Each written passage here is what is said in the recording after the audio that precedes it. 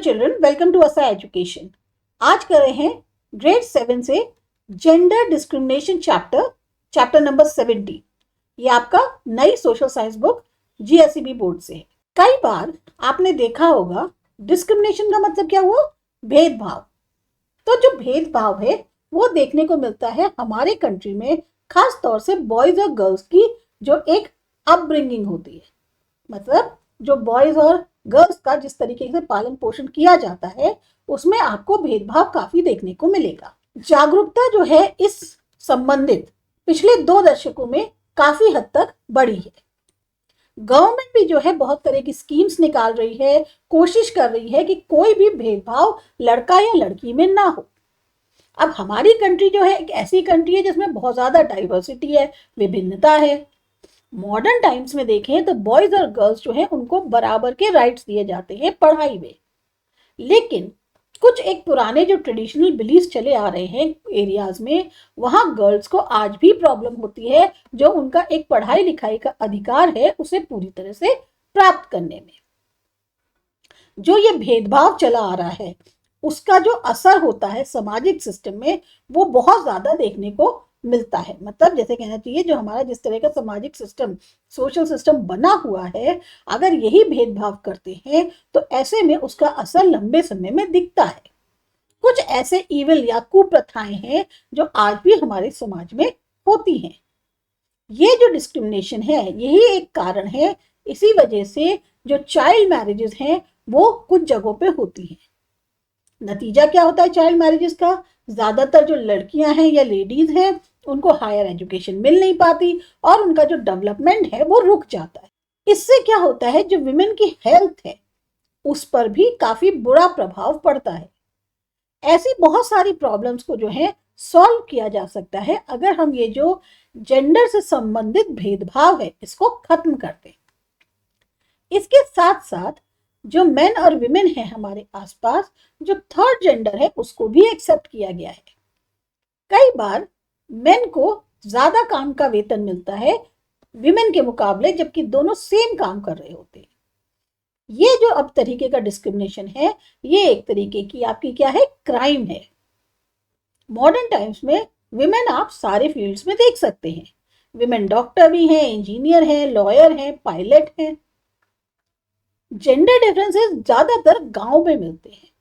कहने को primary education provide करी जा रही है गवर्नमेंट के द्वारा, लेकिन आज भी पेरेंट्स जो हैं वो कहीं ना कहीं अपने आप नहीं चाहते, हिचकते हैं कि अपनी जो लड़कियां हैं उनको ज्यादा पढ़ा लिखा के लिए में वो हिचकते हैं। हायर एजुकेशन जो है इजी है डॉटर्स के लिए, क्योंकि गवर्नमेंट की जो एक असिस्टेंस है, एक सहायता है, उसके कारण अब गवर्नमेंट एजुकेशन जो है या हायर एजुकेशन जो है वो बहुत आसान हो गई है लड़कियों के लिए। अपब्रिंगिंग जो बॉयज एंड गर्ल्स की होती है इंडियन बिलीफ के अकॉर्डिंग, 2001 की जो जनगणना थी उसमें बहुत बड़ा डिफरेंस देखने को मिला था नंबर ऑफ बॉयज और नंबर ऑफ गर्ल्स में, जिनकी एज ग्रुप 0 से 6 ईयर्स के बीच में। इनइक्वालिटी जो है नंबर ऑफ बॉयज और गर्ल्स में बढ़ी है क्योंकि फीमेल फोर्टिसाइड होता है, मतलब लड़की को पैदा होने से पहले ही मार देना। अगर आपको पता चल जाए कि आपके लड़की हो रही है तो आप उसको पहले ही खत्म कर दें। इसके लिए गवर्नमेंट ने लागू करी एंटी फोइसाइड लॉ। ये एक क्राइम है कि अगर आप पैदा होने से पहले बच्चे का क्या जेंडर है ये अगर आप पहले से पता करने की कोशिश करते हैं कि अगर आपको पता चल जाए लड़की होने वाली है तो आप उसको खत्म करवा दें, तो अब ये जो है एक बहुत बड़ा क्राइम, गुनाह है। इंडियन बिलीफ के अकॉर्डिंग सन को ज्यादा इंपॉर्टेंस दी जाती है और बच्चों के मुकाबले, क्योंकि वो क्या करता है, जो हमारे एक फैमिली की विरासत होती है उसको आगे बढ़ाता है। लेकिन विमेन की जो एक अब हिस्सेदारी हुई है, एक पार्टिसिपेशन हुआ है, इसने भी बहुत ज्यादा असर डाला है इस बिलीफ पर पिछले दशकों में। आपने बहुत सारे इवेंट्स होते हैं स्कूल में, उनमें हिस्सा लिया होगा। तो अब आप ये देखो कौन कौन सी एक्टिविटीज होती हैं जो बॉयज और गर्ल्स करते हैं स्कूल प्रोग्राम में। ऐसी एक्टिविटीज जो सिर्फ और सिर्फ गर्ल्स करती हैं, ऐसी एक्टिविटीज जो सिर्फ और सिर्फ बॉयज करते हैं, ये आपको जो है अब लेकर लिखनी होगी। फिर आते हैं ट्रेडिशनल बिलीफ में। बहुत सी ऐसी मिथ हैं जो हमारे कंट्री में चलती हैं जेंडर डिस्क्रिमिनेशन को लेकर। इसी के कारण आपको अपब्रिंगिंग जो बॉयज एंड गर्ल्स की है उसमें डिफरेंस भी देखने को मिलता है। कुछ एरियाज में गर्ल्स को अलाउ नहीं किया जाता कि उनको अपनी जो एक प्राथमिक विद्यालय वाली जो शिक्षा होती है वो भी खत्म कर पाए। पिछले 2 दशकों से खास कोशिश करी जा रही है गवर्नमेंट के द्वारा कि गर्ल्स जो है एटलीस्ट अपनी जो प्राइमरी एजुकेशन है उसे तो खत्म कर पाए। जो स्पेशल एफर्ट्स किए जा रहे हैं गवर्नमेंट के द्वारा, उससे नंबर ऑफ गर्ल्स जो हैं वो हमारी चाहे आर्मी हो या पुलिस उसमें बढ़ रही हैं। पेरेंट्स जो है वो प्रेफर करते हैं कि डॉटर्स जो हैं उनके खुद के एरिया में काम करें, बजाय अपने जो बेटियां हैं उनको शहर से बाहर भेजें कि वो बाहर जाके पढ़ाई करें या काम करें। वो चाहते हैं कि जहां वो रहती है वहीं रहकर वो जो है अपने काम वाम जो करने उन्हें वो वहीं करें या वहीं रहकर पढ़ाई करें। पिछले कुछ दशकों से विमेन हर फील्ड में देखी जा रही है। ये इवन स्पेस सेक्टर को भी इन्होंने ज्वाइन किया है। गवर्नमेंट जो है लगातार कोशिश कर रही है कि जो गर्ल्स हैं उनकी सेफ्टी और प्रोटेक्शन जो है वो पूरी तरह से हो, इसके लिए वो लगातार एफर्ट्स कर रही है। अब जो ट्रेडिशनल बिलीफ्स हैं उनके आधार पर अगर उनको आज भी देखें तो कुछ कम्युनिटीज में जो है आज भी प्रॉब्लम फेस करनी पड़ती है गर्ल्स को पढ़ाने के लिए। बहुत कम ऐसी लड़कियां होती हैं जिनको मौके दिए जाते हैं कि आप ज्यादा से ज्यादा ऊंची पढ़ाई कर सकें। पेरेंट्स में भी इंटरेस्ट कम देखने को मिलता है गर्ल्स की एजुकेशन के लिए। इसीलिए स्टेट गवर्नमेंट जो है वो स्पेशल जो है असिस्टेंस दे रही है ताकि गर्ल्स को जो है ज्यादा ऊंची शिक्षा प्राप्त कर सकें। अब इनइक्वालिटी देखने को मिलती है हाउस होल्ड वर्क में। बॉयज और गर्ल्स के बीच का जो एक डिफरेंस है, ये आपको डिस्क्रिमिनेशन जो है ये छोटी छोटी बातों में भी देखने को मिलेगा, और जो कि बाद में एक बहुत बड़ी समस्या बन जाता है। जैसे अब अगर ड्राइविंग है या बाइसिकल या कोई भी और कार सीखनी है उसमें बहुत डिफरेंस मिलेगा। छोटे या बड़े घर के काम हो उसमें भेदभाव मिलेगा। और ऐसा डिस्क्रिमिनेशन है हमें घर में, स्कूल में, पब्लिक प्लेसेस में सब जगह देखने को मिलता है। तो फिर आपको एक एक्टिविटी दी गई है, आप बताइए कि गर्ल्स जो है कौन सी ऐसी चीज है जो सिर्फ गर्ल्स घर में करती हैं, कौन सी ऐसी चीज है जो बॉयज जो है वो सिर्फ घर के लिए करते हैं। नेक्स्ट आता है टॉपिक विमेन एम्पावरमेंट। घर जो हमारे मकान होते हैं उसको घर बनाने का काम विमेन करती हैं। आप इसका एग्जाम्पल अपने घर पे परफेक्ट एग्जाम्पल देख सकते हैं। विमेन क्या होता है, बच्चों की देखभाल करती हैं, बाकी जो रिस्पॉन्सिबिलिटीज होती हैं घर में, इसके अलावा उनकी अपनी खुद की अगर वो जॉब करती हैं वो भी जो ड्यूटीज हैं वो सब बढ़ चढ़ के पूरा सही से काम कंप्लीट करती हैं। मॉडर्न टाइम्स में विमेन जो है ऐसे चैलेंजेस फेस कर रही हैं। जो भी वो सारी ड्यूटीज घर पे करती हैं उसके अलावा वो हिस्सा लेती हैं मैनेजमेंट में हाउस के, जो फाइनेंशियल रिस्पॉन्सिबिलिटी है उसको भी पूरा करने के लिए। मतलब घर चलाने के लिए अगर पैसे चाहिए तो बाई चांस जैसे हस्बैंड काम करते हैं तो साथ साथ विमेन घर की तो जिम्मेदारी है वो तो उठाती है, बाहर भी काम करती है ताकि घर का जो एक फाइनेंशियल रिस्पॉन्सिबिलिटी है उसमें वो मदद कर सके। आज के मॉडर्न टाइम में विमेन जो है सफल हुई है अपनी खुद की एक पहचान को क्रिएट करने में। आज के ज़माने में विमेन जो है अपनी एक खास पहचान बना रही है। बहुत सारी ऐसी फील्ड्स हैं जिनमें वो सबसे आगे निकल के अपनी खास पहचान बना रही है। Sports, films, entertainment, politics, space, इनको छोड़ दें तो इसके अलावा विमेन जो है साइंस और रिसर्च के एरिया में भी बहुत इन्वॉल्व हो रही है। इवन जो डिफेंस जैसी मुश्किल फील्ड होती हैं उसमें भी विमेन आगे आ रही हैं। तो बहुत सारी विमेन हमारी कंट्री में ऐसी हैं जिन्होंने एक्स्ट्रा ऑर्डिनरी अपनी जो स्ट्रेंथ है, स्किल या करेज जो है उसको शो किया है। बहुत सारे ऐसे प्रोग्राम्स है, प्लानिंग है जो गवर्नमेंट कर रही है या पिछले 2 दशकों में उसने करी है विमेन को सशक्त बनाने के लिए, एम्पावर करने के लिए। एनिमल हस्बेंड्री, पशुपालन हो, इंडस्ट्रीज हो और कोई वेंचर हो, उसमें आपको पूरी सहायता मिलती है। जो स्टार्टअप इंडिया और मेक इन इंडिया जैसी स्कीम्स हैं वो खास तौर से विमेन एम्पावरमेंट के लिए ही लागू करी गई हैं। इनको इवन फाइनेंशियल तौर पे भी सहायता मिलती है एक इंडस्ट्री को स्टार्ट करने के लिए। बहुत सारी ऐसी ऑर्गेनाइजेशंस हैं जो विमेन एम्पावरमेंट के लिए काम करती हैं। इसके अलावा गवर्नमेंट स्कीम्स, पब्लिक बॉडीज और भी बहुत से लोग हैं जो विमेन को हेल्प करते हैं आत्मनिर्भर बनाने के लिए, अपने आप में एक कंप्लीट कि आप जो है खुद कुछ कर पाए। जो भी स्कीम्स है विमेन एम्पावरमेंट की, उसके अलावा स्पेशल अरेंजमेंट्स और स्कीम्स जो है गर्ल्स के लिए करी गई है लागू एजुकेशन के फील्ड में। अब देखते हैं हमारी वो विमेन जो अलग अलग फील्ड्स में कंट्री के काम किया है जिन्होंने। अब सबसे पहले आते हैं प्रतिभा सिंह पाटिल पे। प्रतिभा सिंह पाटिल जो हैं इनको ऑनर मिला सबसे पहली विमेन प्रेसिडेंट हमारी कंट्री का बनने का। ये जो है एक बहुत ही ऑनरेबल पोजीशन है जिसको विमेन लीडर जो राजस्थान की थी उनको दी गई। इनको इनकी सिंप्लिसिटी और एक इनका जो इंस्टिंक्टिव लाइफस्टाइल था उसके लिए याद किया जाता है। दूसरी है इंदिरा गांधी। ये फर्स्ट विमेन प्राइम मिनिस्टर थी हमारी कंट्री की। ईयर 1971 में इन्होंने एक बहुत बड़ी जीत हासिल करी पाकिस्तान के अगेंस्ट, जो कि हमारी हिस्ट्री में जो है कंट्री के एक रिकॉर्ड है। और इनको जो है पूरी दुनिया जो है आयरन लेडी के नाम से जानती है। Sushma Swaraj. Sushma Swaraj first women foreign minister थी हमारी कंट्री की। इन्होंने बहुत सारे साल अपने पॉलिटिक्स में गुजारे और यंगेस्ट कैबिनेट मिनिस्टर थी हरियाणा स्टेट गवर्नमेंट की। फिर आती है लता मंगेशकर। लता मंगेशकर अपना नाम इन्होंने बनाया पूरी दुनिया में क्वीन ऑफ मेलोडी के नाम से। इन्होंने लगभग 40,000 से ज़्यादा गाने गाए अलग अलग भाषाओं में और गवर्नमेंट ऑफ इंडिया ने इनको भारत रत्न से सम्मानित किया। कल्पना चावला इंडियन ओरिजिन की थी। जब ये एज एन एस्ट्रोनॉट ये वापस आ रही थी स्पेस से तो इनकी एक्सीडेंट हो गया और इनकी उसमें डेथ हो गई। इनका हमेशा जो है नाम याद रखा जाएगा स्पेस में, जैसे कहते हैं ना स्पेस से इनका जुड़ाव था, तो इनको हमेशा जब भी स्पेस से रिलेटेड कोई बात होगी तो कल्पना चावला का नाम हमेशा याद किया जाएगा। फिर आती है सरिता गायकवाड़, जो खेल महाकुंभ था उससे इनने शुरुआत करी और इंडिया के लिए जो है गोल्ड मेडल एशियन गेम्स में जीता।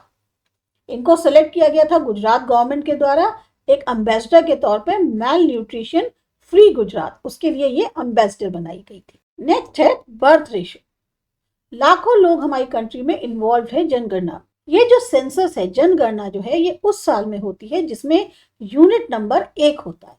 मतलब जैसे जो हमारी लास्ट जनगणना हुई थी वो 2011 में हुई थी। सबसे पहली जनगणना जो है वो 1871 में हुई थी। तो ये जो सेंसस है हर 10 साल बाद कराया जाता है सेंट्रल गवर्नमेंट के द्वारा। अब अगला सेंसस कब होगा? बहुत बड़ा चेंज देखने को मिलता है बर्थ रेट में रूरल और अर्बन एरियाज के अंदर। यहां पर हमें डिफरेंस मिलेगा जेंडर रेशियो में गुजरात में। अभी हम जो नीचे देखेंगे टेबल, ये जो डिटेल्स हैं ये बताते हैं कितनी नंबर ऑफ वुमेन है अगेंस्ट 1000 मेन के। फिर आपको बताना है जो क्वेश्चंस उनके आधार पे दिए गए हैं इस टेबल के, उसको आपको बताना है। अब यहाँ देखिए total gender ratio Gujarat 919, India 943, difference 24 का। रूरल में गुजरात में देखा जाए 949, इंडिया में 949, तो डिफरेंस 0 है। अर्बन में गुजरात में है 880, इंडिया में 929, डिफरेंस इज 49।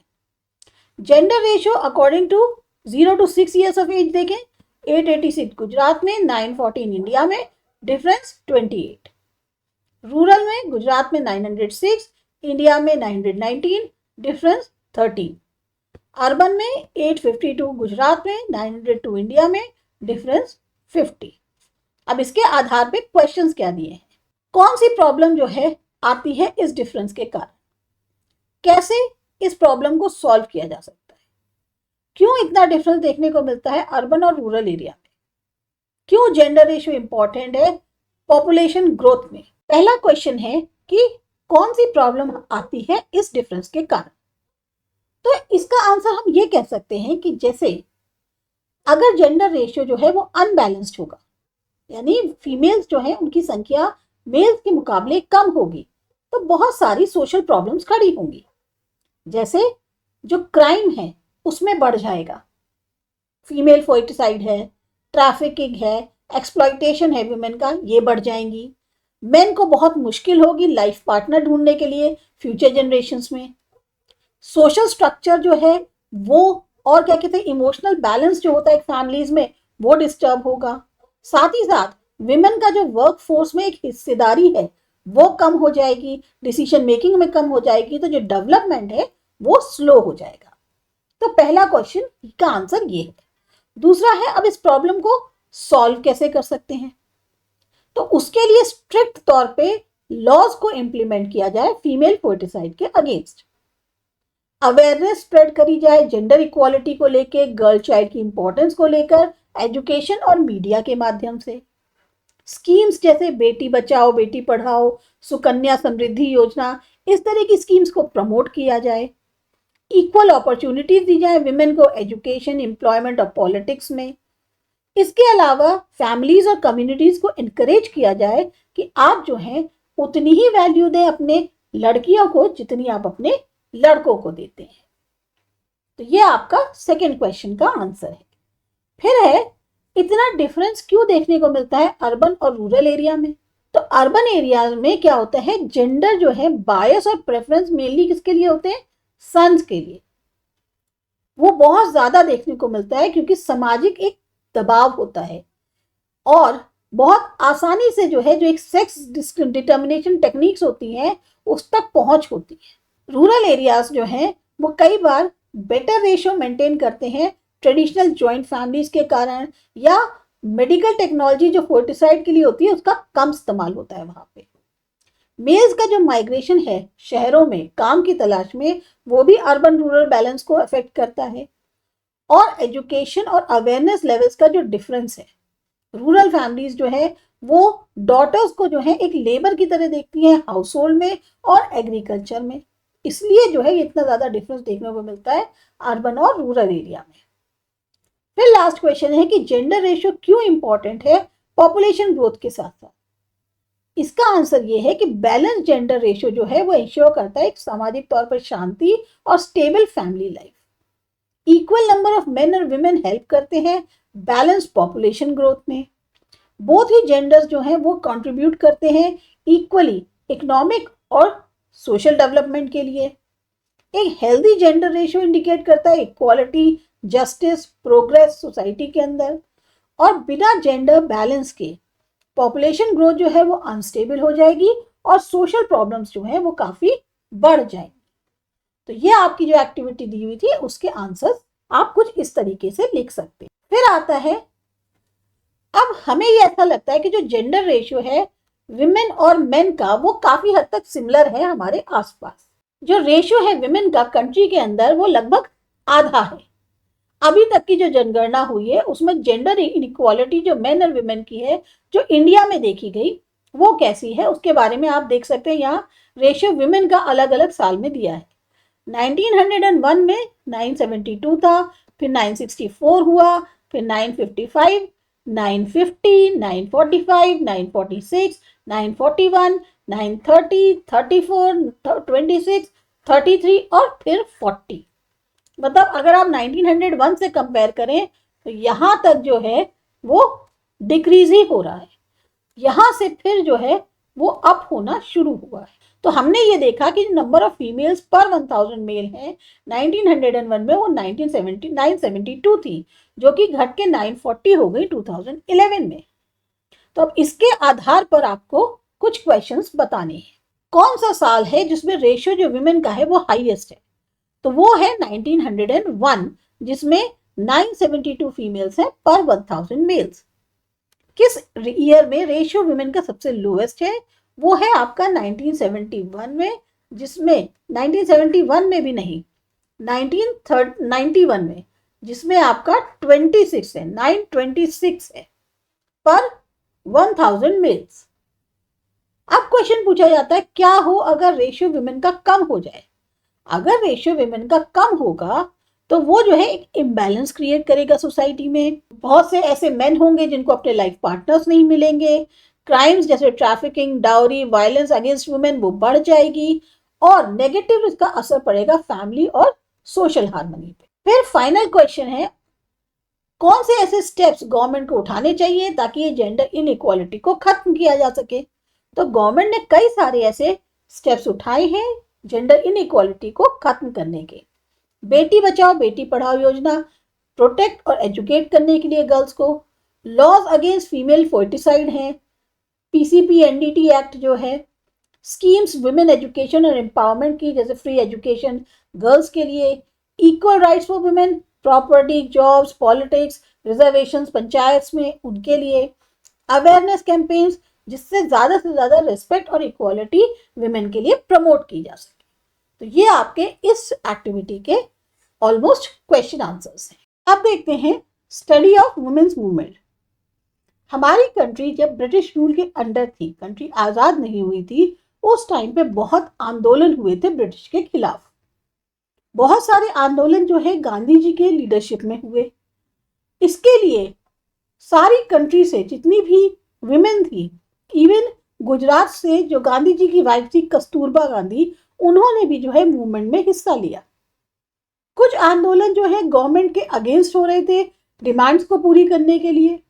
कुछ छोटे बड़े आंदोलन हमारे आसपास हो रहे थे। कई बार बिहार में विमेन ने जो है एक बहुत ही सफल आंदोलन किया था गवर्नमेंट के अगेंस्ट कि आप जो है अल्कोहल को जो है यानी जो शराब होती है उसे बैन कर दें। स्पेशली समर में कई बार विमेन जो है अपना जो सिटी एरिया होता है वहां पर आंदोलन करती हैं पानी के लिए। इसी तरह से बहुत से और इम्पोर्टेंट मूवमेंट्स वुमेन के द्वारा किए गए हैं। विमेन जो है इस मूवमेंट को ज्वाइन करती हैं और फिर अब जो आंदोलन करती हैं अपनी समस्याओं के लिए।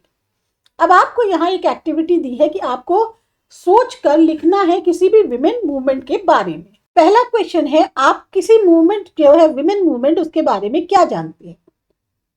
तो ऐसा ही एक बहुत इंपॉर्टेंट मूवमेंट जो इंडिया में हुआ विमेन ने जो किया था वो था चिपको मूवमेंट।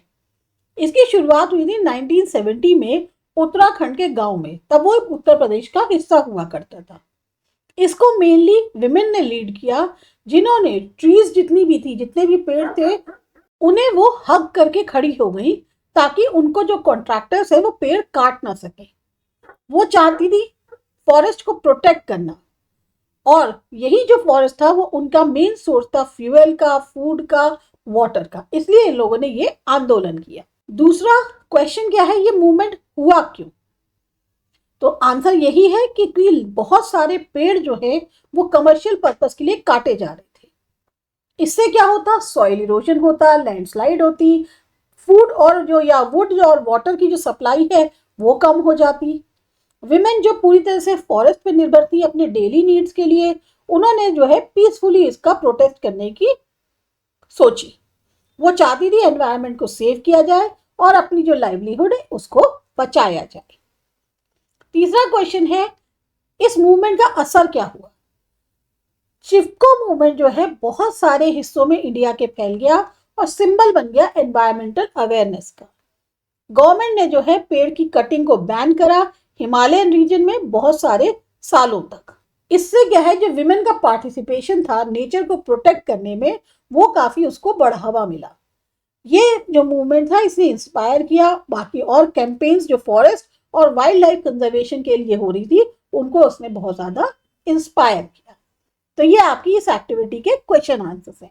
आपका ये चैप्टर खत्म होता है। आपको अच्छा लगा, समझ में आया, सब्सक्राइब करिए असा एजुकेशन, लाइक और कमेंट करिए, और फिर हम लोग मिलेंगे अगले चैप्टर।